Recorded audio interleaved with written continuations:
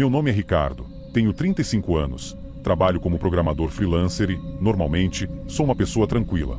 Gosto de ficar na minha, no meu canto, sem me meter na vida dos outros.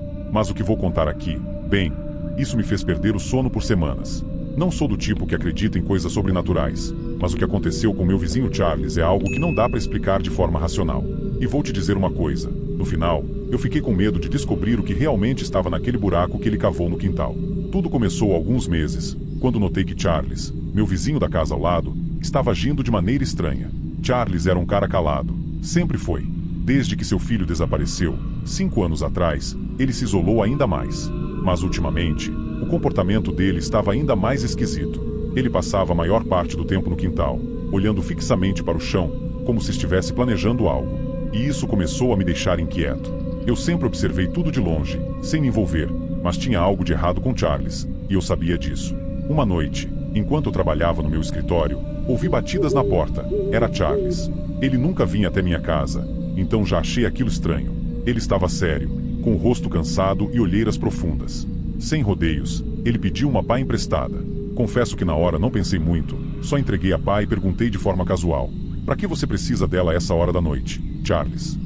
Ele me olhou por alguns segundos, como se estivesse decidindo se deveria ou não responder. Então, sem dar muitos detalhes, ele disse apenas: "Coisa rápida, preciso dar uma ajeitada no quintal." Não sei se era o jeito dele ou o horário, mas alguma coisa me fez ficar com aquilo na cabeça. Decidi que ia observar mais de perto. E foi aí que as coisas começaram a ficar realmente estranhas.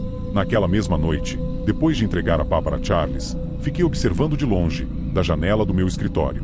Lá pelas 2 da manhã, ele saiu de casa e foi direto para o quintal. O que vi em seguida me deixou desconfortável. Charles começou a cavar um buraco, mas não era um buraco qualquer. Era fundo, como se estivesse fazendo uma cova.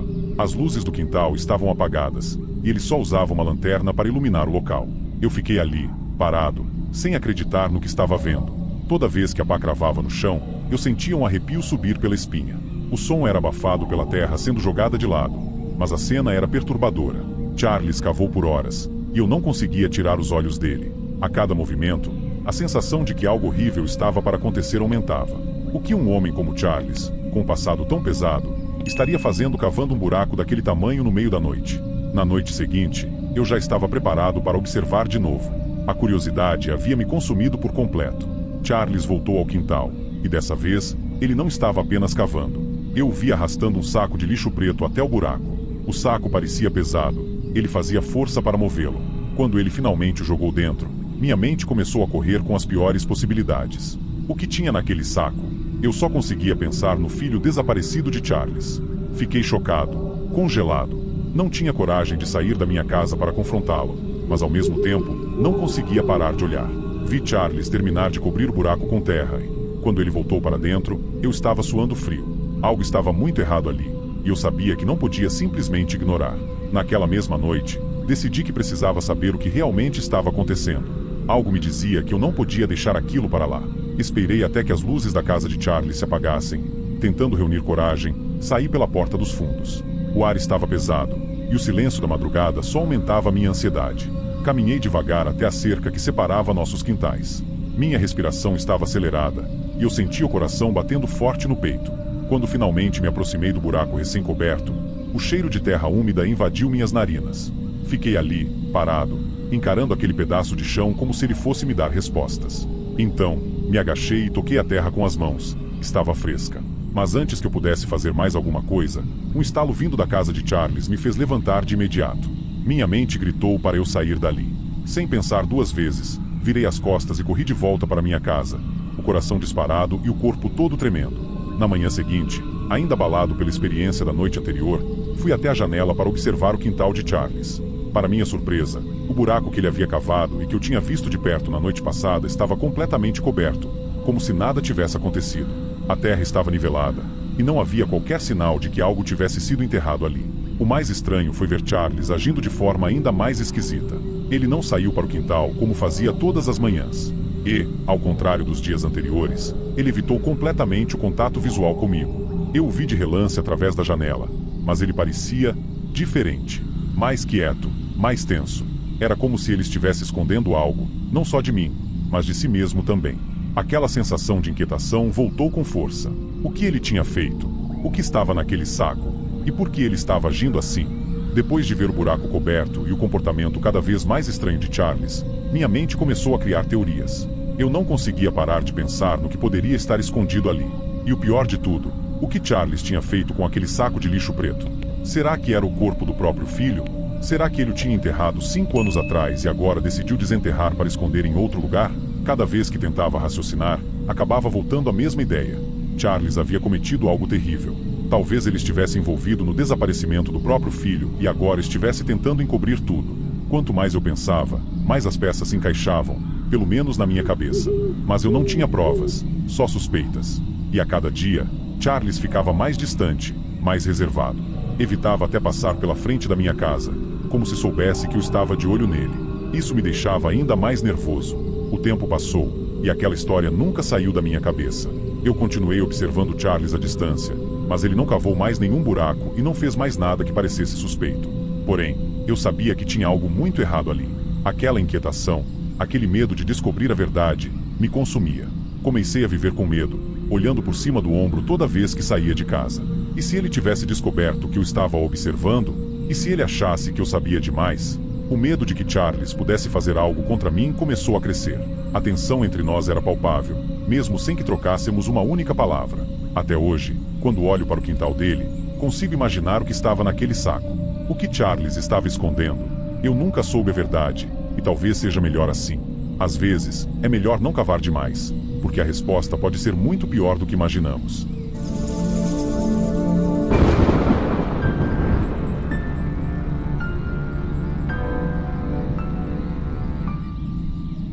Meu nome é Pedro, tenho 25 anos e sou recém-formado em engenharia civil. Depois de anos estudando e morando com meus pais, finalmente consegui o emprego que tanto sonhava e me mudei para meu próprio apartamento. Mas o que era para ser o início de uma nova fase, acabou se tornando um pesadelo que mudou minha vida para sempre. Eu sempre achei que poderia enfrentar qualquer dificuldade, até porque nasci e cresci em bairros simples, então nunca tive muito medo de nada. Mas o que eu vou contar agora, e talvez você não acredite, é uma história de terror real que vivi e que até hoje me deixa arrepiado. Eu tive que sair de onde morava com pressa, e acredite, você faria o mesmo se tivesse passado pelo que passei. O bairro em que me mudei era conhecido por ser um pouco complicado, mas o aluguel cabia no bolso, e eu pensei que poderia aguentar as dificuldades. No começo, tudo parecia normal.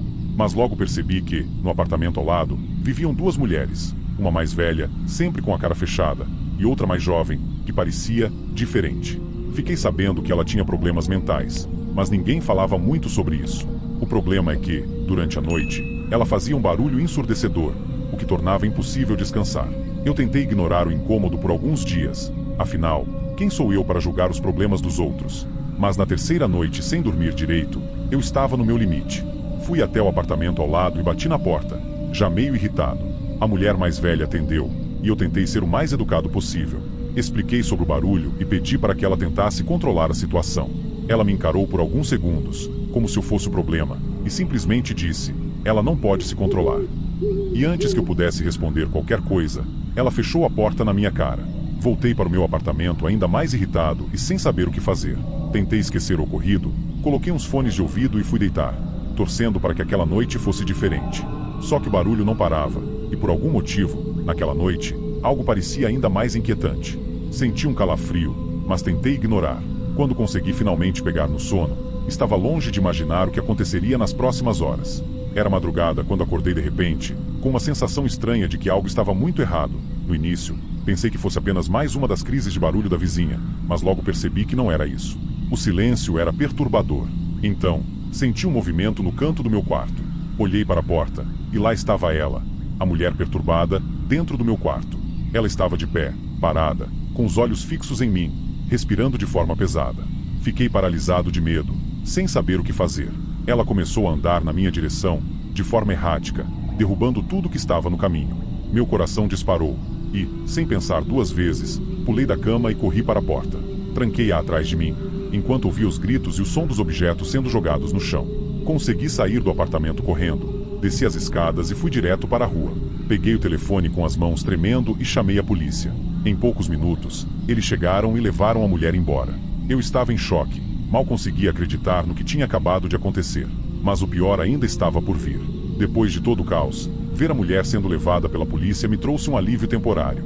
Eles me fizeram algumas perguntas, perguntaram se eu queria prestar queixa, e eu, ainda em estado de choque, só queria que aquilo acabasse.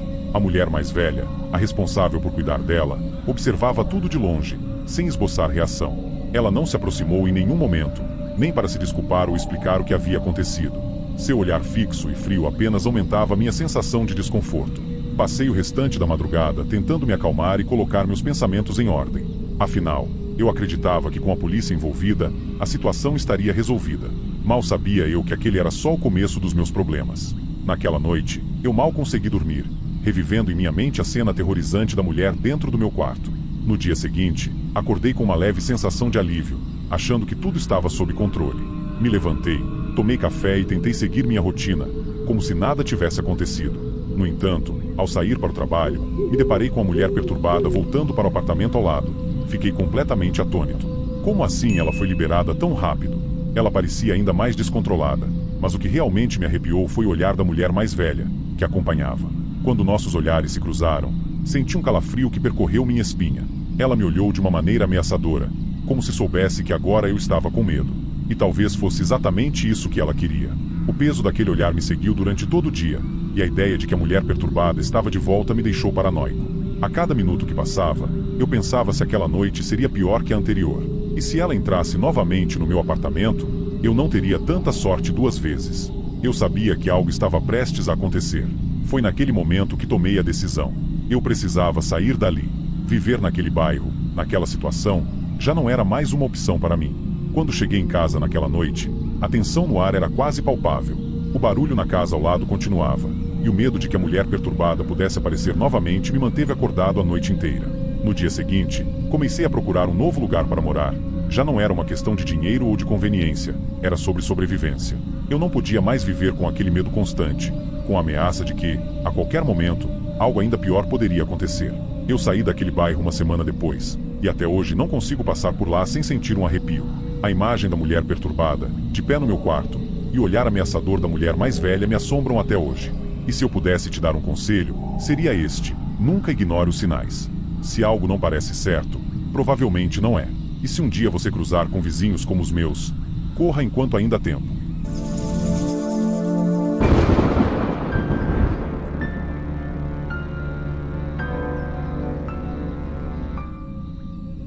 Meu nome é Lucas, tenho 28 anos e trabalho como Uber. Minha vida é bem tranquila hoje em dia, mas o que eu vou contar agora foi uma experiência que me marcou profundamente.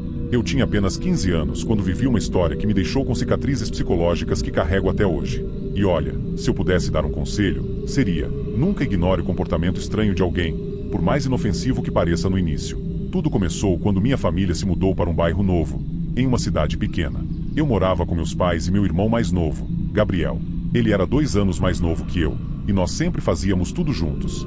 Foi nessa época que conhecemos 2 irmãos que mudaram o rumo da nossa vida, Tiago e Felipe, nossos novos vizinhos. Eles pareciam ser legais no começo, um pouco mais velhos que a gente, sempre envoltos em um ar misterioso que, confesso, nos deixou curiosos. Eles moravam na casa ao lado, e logo começamos a conversar. No início, tudo era bem normal, nada fora do comum, mas algo nos olhos de Tiago e no jeito quieto de Felipe me deixava desconfortável. Eu ignorei esse desconforto, afinal, eles pareciam querer ser nossos amigos. Um dia, Tiago nos convidou para irmos até uma floresta perto de casa. Ele disse que eles tinham umas armas de ar comprimido e que ia ser divertido atirar em alguns alvos que eles haviam montado por lá. Gabriel e eu, animados com a ideia, topamos na hora. A verdade é que a gente nunca tinha atirado com nada antes, e parecia uma oportunidade de aventura. Quando chegamos à floresta, tudo parecia normal. Eles montaram alguns alvos e logo tiraram as armas de suas mochilas. Porém, ao invés das pistolas de ar comprimido que eles tinham mencionado, Tiago tirou de lá 2 armas de verdade, e o som que fez ao carregá-las me fez sentir um arrepio na espinha. Eu olhei para Gabriel, e ele tinha a mesma expressão de choque no rosto. Tentamos rir, achando que era uma brincadeira de mau gosto, mas a expressão séria de Tiago e Felipe mostrava que não era piada. Eu e Gabriel nos recusamos a participar. Algo dentro de mim sabia que aquilo não ia acabar bem se a gente continuasse ali. Foi nesse momento que percebi o quão errado estava aquele encontro. Tiago olhou para nós com uma cara que eu nunca vou esquecer, e disse: se vocês contarem a alguém, vão se arrepender.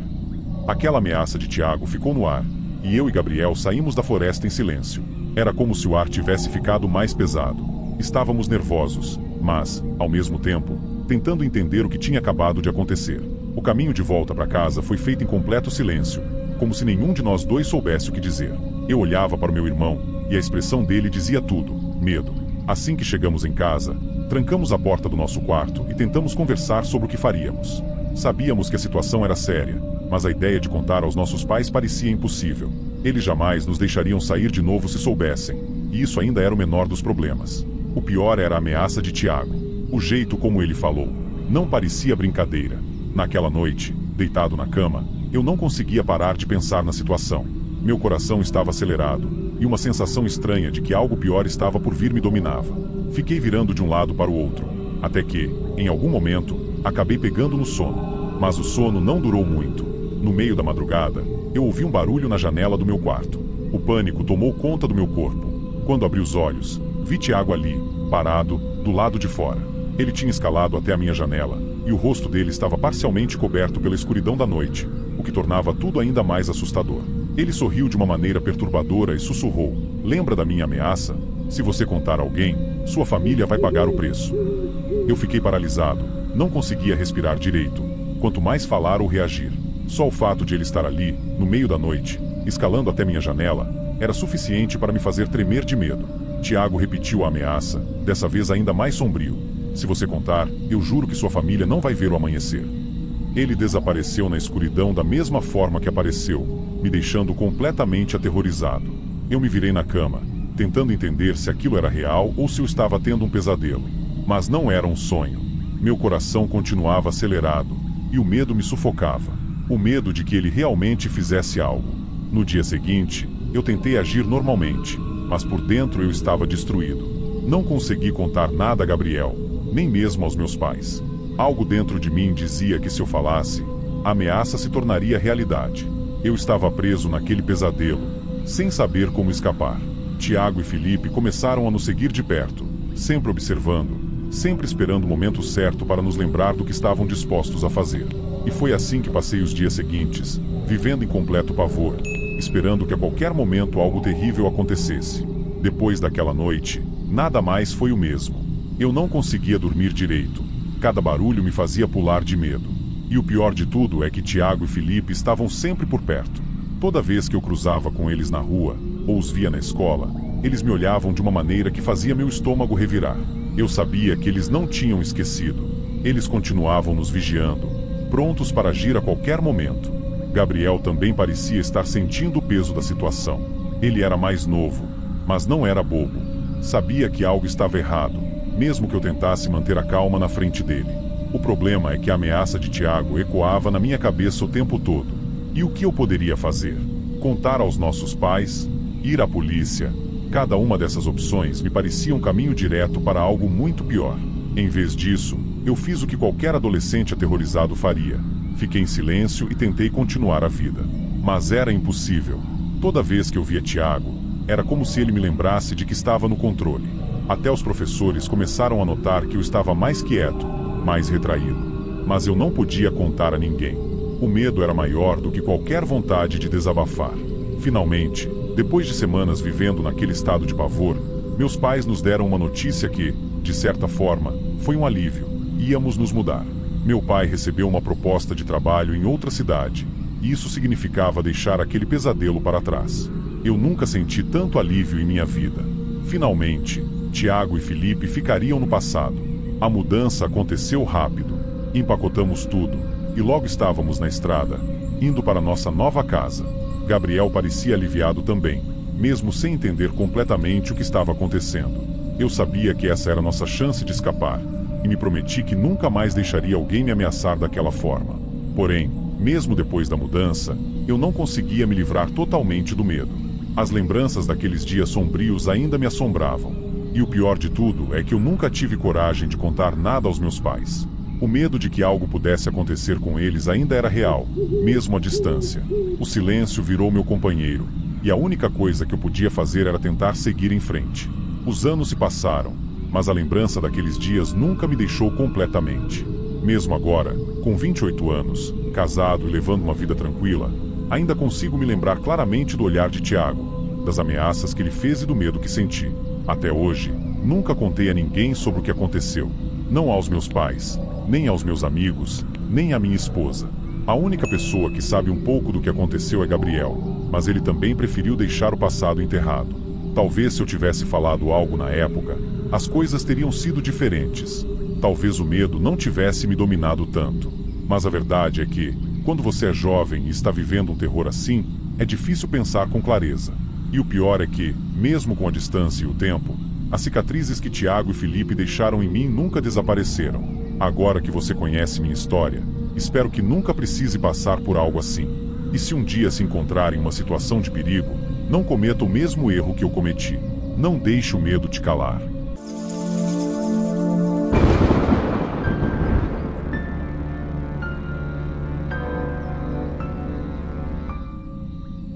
Meu nome é Gabriel, tenho 34 anos e trabalho como designer gráfico.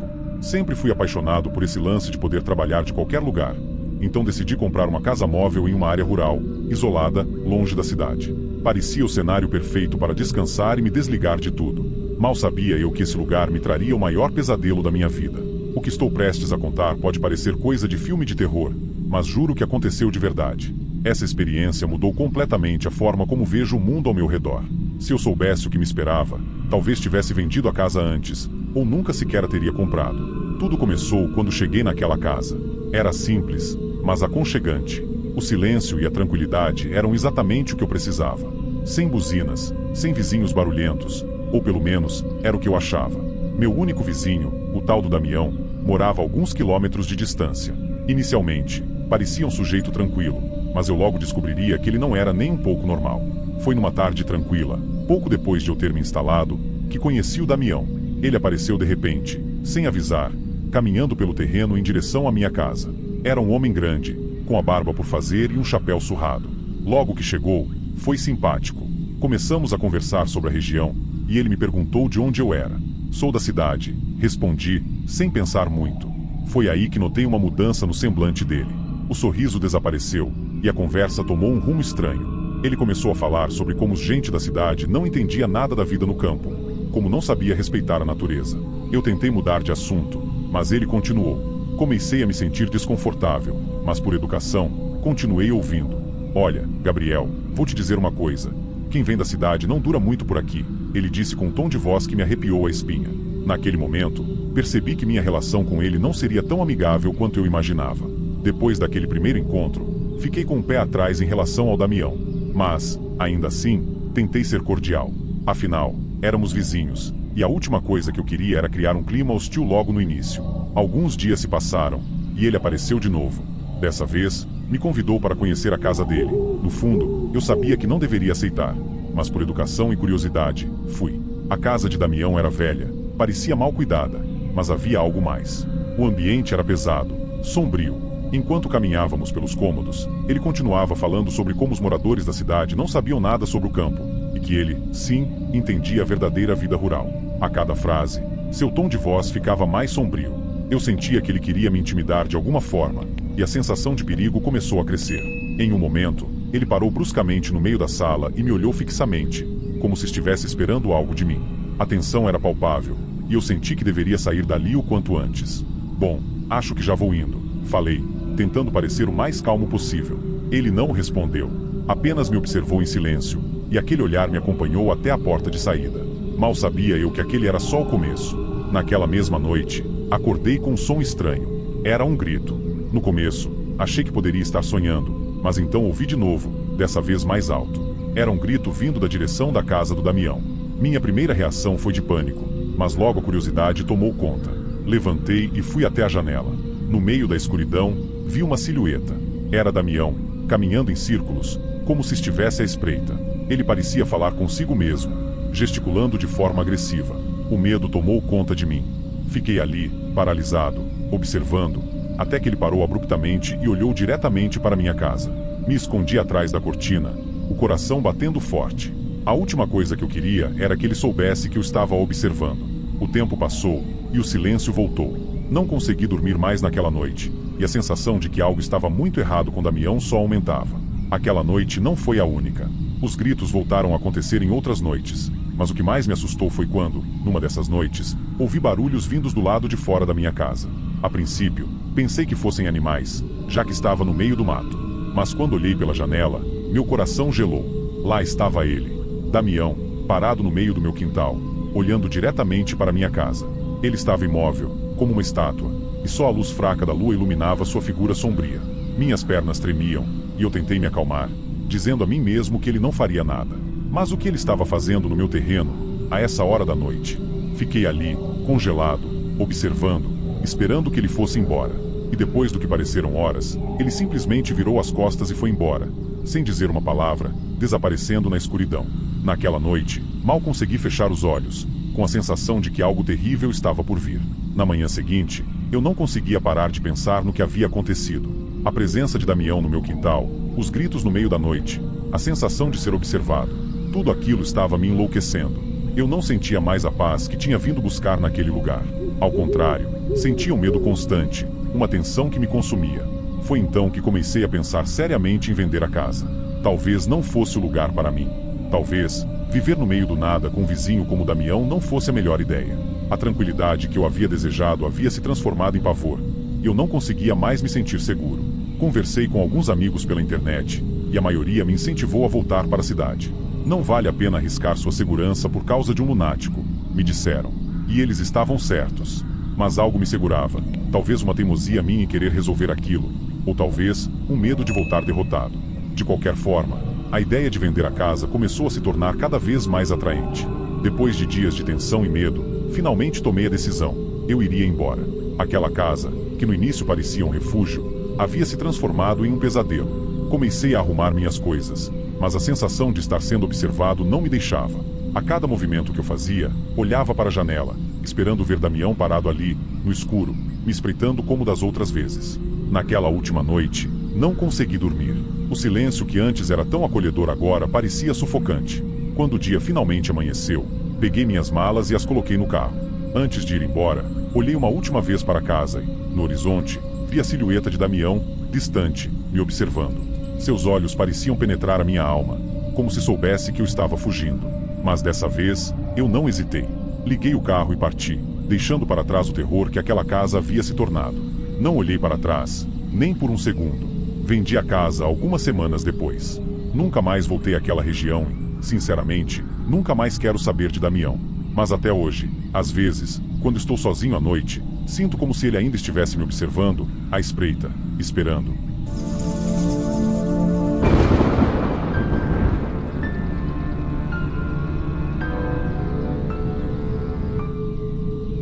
Meu nome é Paulo, tenho 35 anos e sou técnico em informática. Moro em uma cidadezinha pacata no interior do estado com minha esposa, Letícia, e nossos 2 filhos, João e Maria. Hoje, vou contar para vocês uma história que, até hoje, me faz arrepiar só de lembrar. Algo terrível que aconteceu com minha família enquanto eu estava longe, e só de pensar no que poderia ter acontecido, sinto um frio na espinha. Se não fosse pela coragem de Letícia, talvez essa história tivesse terminado de outra forma, uma forma muito mais trágica. Tudo começou numa noite aparentemente comum. Eu estava fora da cidade a trabalho, e Letícia ficou em casa com as crianças. Nossa casa é simples, mas fica em um bairro tranquilo, onde todo mundo se conhece. O tipo de lugar onde você dorme de porta aberta sem se preocupar. Ou pelo menos, era o que a gente achava. Letícia estava aproveitando a noite tranquila. Ou pelo menos tentava. Os dias estavam sendo corridos para nós 2, e finalmente ela tinha um tempo para descansar. Foi aí que começaram as batidas. No começo, eram leves, quase como se alguém estivesse apenas testando a porta. Letícia achou que podia ser o vento ou algum barulho da rua, então ignorou. Mas, com o passar das horas, as batidas voltaram. Dessa vez, mais fortes e insistentes. Ela olhou pela janela, mas não viu ninguém. Foi então que ela sentiu aquele aperto no peito. Aquela sensação de que algo estava errado. As batidas continuaram. Letícia, já inquieta, começou a ficar preocupada, principalmente porque as crianças estavam dormindo no quarto ao lado. Ela tentou manter a calma, mas sabia que algo não estava certo. O som na porta não parava. Era como se alguém estivesse esperando que ela abrisse, esperando o momento perfeito. Ela pensou em ligar para mim, mas decidiu que não queria me preocupar. Afinal, eu estava longe e não podia fazer nada de imediato. Mas, por outro lado, não podia simplesmente ignorar o que estava acontecendo. Seu coração estava acelerado. E foi aí que o pensamento veio à sua cabeça. O vizinho. Aquele homem sempre foi estranho. sempre nos olhou de um jeito desconfortável. Ele morava sozinho, vivia recluso, e era notório entre os vizinhos por ser mal encarado. Será que ele tinha algo a ver com isso? Ela afastou a ideia, tentando não deixar a paranoia tomar conta, mas a presença dele na vizinhança sempre foi uma sombra. As batidas na porta ficaram mais fortes. Letícia começou a sentir o medo crescendo. Foi então que ela decidiu que precisava se proteger. Ela lembrou da espingarda que eu guardava no armário, uma herança do meu avô. Com mãos trêmulas, ela foi até o quarto, abriu o armário e pegou a arma. Sentada na sala, com a espingarda no colo, Letícia esperava em silêncio. Mas o silêncio só durou até que ela escutou um som que vinha de outro lugar da casa. Algo estava acontecendo na janela do quarto das crianças. Letícia ficou paralisada por alguns segundos. O som na janela das crianças parecia ser o de alguém tentando forçar a entrada. O coração dela batia tão forte que ela mal conseguia pensar. Ela correu em direção ao quarto dos filhos, apertando a espingarda com força, tentando fazer o mínimo de barulho possível para não alertar o invasor. Ao chegar perto do quarto, viu a cortina balançando de leve. A janela estava trancada, mas havia alguém lá fora, claramente tentando abrir. Foi nesse momento que ela se deu conta da gravidade da situação. Não era só a segurança dela em jogo, mas também a dos filhos. Letícia respirou fundo e decidiu que não podia mais esperar. Ela pegou o telefone e ligou para a polícia. Enquanto aguardava, voltou para a sala, tentando manter a calma. Com a arma pronta, ela sabia que, se alguém tentasse entrar, não teria escolha a não ser se defender. O silêncio na casa parecia esmagador, quebrado apenas pelo som distante de sirenes que se aproximavam. Finalmente, a polícia chegou. 2 carros pararam na frente da casa, e os policiais rapidamente cercaram a área. Letícia abriu a porta com as mãos trêmulas, ainda segurando a espingarda. Ela contou tudo o que tinha acontecido, das batidas na porta aos ruídos na janela do quarto das crianças. Os policiais começaram a vasculhar a casa e os arredores. Foi então que um dos policiais chamou a atenção de Letícia. Ele estava próximo à porta de entrada, segurando algo em mãos. Era um pedaço de arame farpado, estrategicamente colocado ali. Letícia congelou ao perceber o que aquilo significava. Quem estivesse batendo na porta não tinha intenção de apenas entrar. Eles queriam machucá-la. Ou pior, a ideia de que o agressor pretendia usar aquele arame para estrangulá-la deixou Letícia completamente apavorada. Enquanto os policiais continuavam a busca, encontraram outra evidência perturbadora. Havia marcas recentes na janela do quarto das crianças, sinais claros de que o invasor também tentou entrar por ali. O medo que Letícia sentiu durante aquela noite voltou com força total. Ela abraçou os filhos com força, agradecendo por terem ficado a salvo. Mas o pesadelo ainda não havia terminado. Os policiais começaram a fazer perguntas sobre possíveis suspeitos, e Letícia imediatamente mencionou o vizinho. O homem recluso e hostil sempre deixará a família desconfortável, e agora tudo fazia sentido. Ele tinha motivos para se ressentir deles, e sua atitude sempre foi agressiva. Com a investigação em andamento, Letícia não pôde evitar pensar em como a noite poderia ter terminado de forma trágica. O fato de o agressor ter tentado 2 formas de entrar na casa, primeiro pela porta e depois pela janela das crianças, mostrou que o ataque foi premeditado. Graças à coragem de Letícia e à rápida resposta da polícia, o pior foi evitado. No entanto, a sensação de insegurança nunca mais deixou sua família.